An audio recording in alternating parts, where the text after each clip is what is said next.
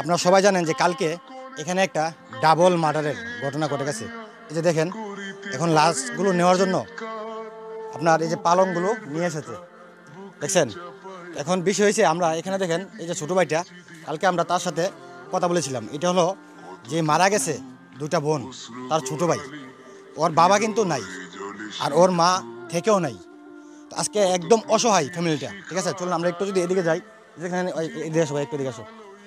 এই যে দেখেন, এই যে ছোটো ভাইয়াটা এই বাড়িতে একা থাকবে এখন। তো আমরা চাই এই দেশে যেন এরকম মার্ডার আসামি যেন ওপেনলি ঘুরতে না পারে। আমরা প্রতিনিয়ত চেষ্টা করব।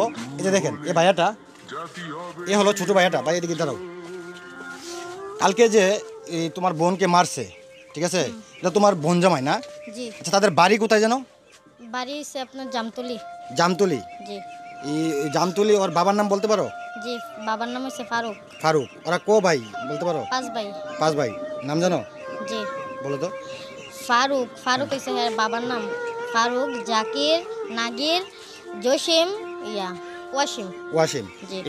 এটা সম্ভবত আপনার ব্রাহ্মণপাড়া থানা, এই জামতলি, ঠিক আছে। যারা নাকি আপনারা আমাদের এই ভিডিওটা দেখবেন, এটা কিন্তু আপনাদেরও দায়িত্ব, আপনাদের গ্রামের মানুষের দায়িত্ব। একটা মানুষ কিভাবে দুইটা মানুষকে একসাথে